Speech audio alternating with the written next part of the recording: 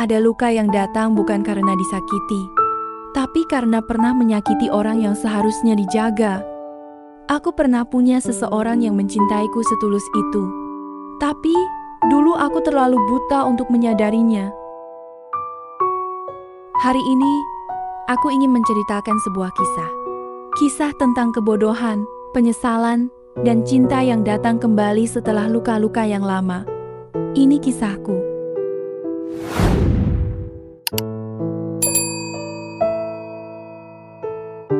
Namanya Reza. Dulu, dia laki-laki yang paling sabar dalam hidupku. Aku dan dia berpacaran sejak kuliah semester 3. Reza bukan tipe yang romantis, tapi dia selalu ada. Selalu sabar menghadapi sikapku yang manja, keras kepala, dan mudah berubah suasana hati. Saat itu aku merasa dia terlalu sederhana, terlalu biasa. Tak ada kejutan, tak ada kemewahan, tak ada hal-hal yang terasa istimewa dalam hubungan itu. Dan disitulah awal kesalahanku. Aku mulai merasa bosan. Lalu datanglah dia.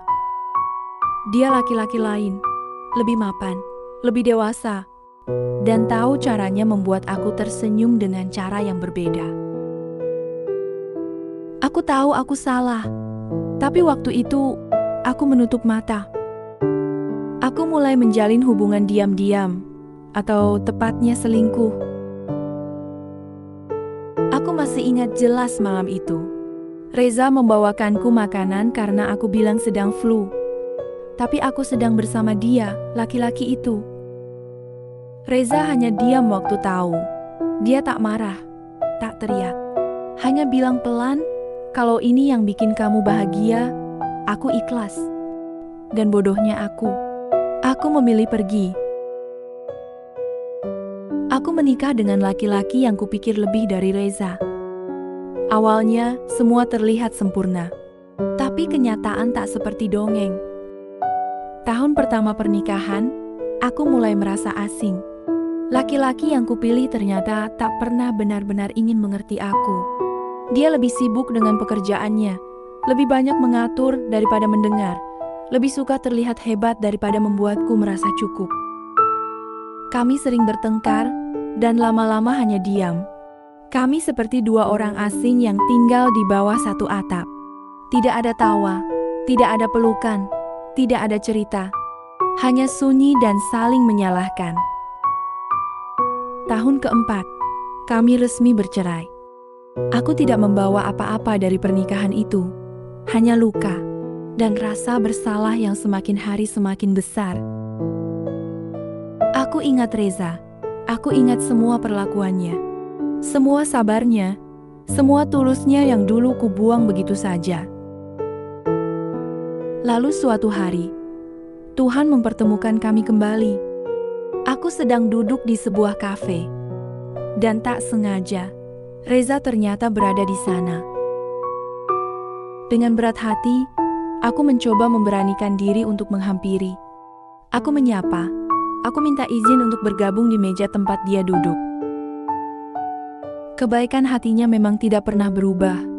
Dengan senang hati dia mempersilakanku duduk, seperti tak ada dendam kepadaku. Walau dulu aku sempat menghancurkan perasaannya. Dia masih sama, masih sederhana, tapi ada yang berbeda. Matanya terlihat lebih tenang, tapi juga ada sepi yang mendalam di sana. Kami ngobrol panjang. Aku menceritakan semua. Tentang pernikahanku, tentang luka, tentang penyesalan yang setiap malam menyesakkan dada. Aku menangis di hadapannya. Untuk pertama kalinya setelah bertahun-tahun, Reza mendengarkan. Tak menyela, hanya menatapku dengan mata yang masih sama, teduh dan penuh pengertian.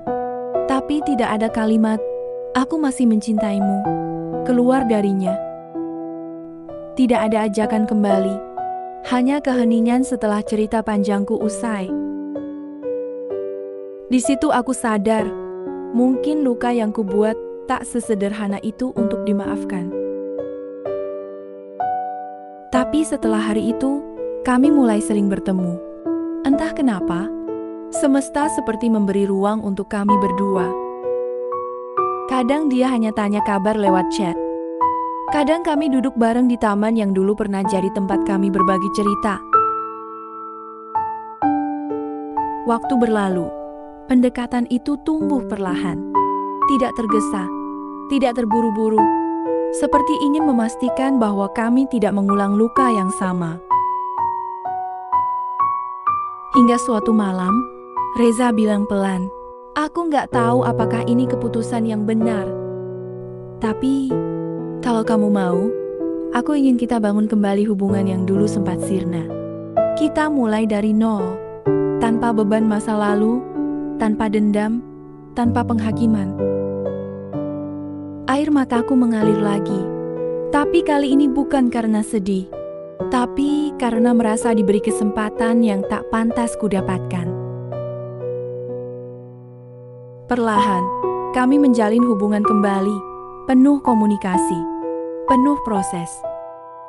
Dan suatu ketika, akhirnya Reza melamarku. Aku tahu, ini bukan hanya tentang cinta.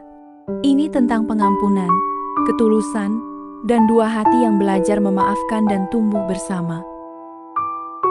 Pernikahan kami sederhana, tapi bahagia. Reza selalu bilang, kita bukan mulai dari awal, tapi dari bekas luka yang ingin kita sembuhkan bareng-bareng. Dan dia benar. Hingga hari ini, setiap pagi aku bangun dan menatap wajah laki-laki yang pernah aku sia-siakan. Aku tahu, Tuhan benar-benar memberiku kesempatan kedua, bukan hanya untuk mencintai, tapi untuk menjadi lebih baik. Cinta sejati tidak selalu datang tanpa luka. Kadang, ia datang setelah kita belajar bahwa yang paling tulus seringkali adalah yang paling sunyi ditinggalkan. Untuk kamu yang sedang mencintai seseorang yang sederhana, jangan tunggu sampai kamu kehilangan untuk menyadari betapa berharganya dia. Dan untuk kamu yang pernah disakiti, tapi masih punya hati yang tulus, terima kasih karena sudah tetap menjadi rumah bagi cinta yang terluka. Karena cinta sejati kadang memang butuh waktu untuk menemukan jalannya pulang.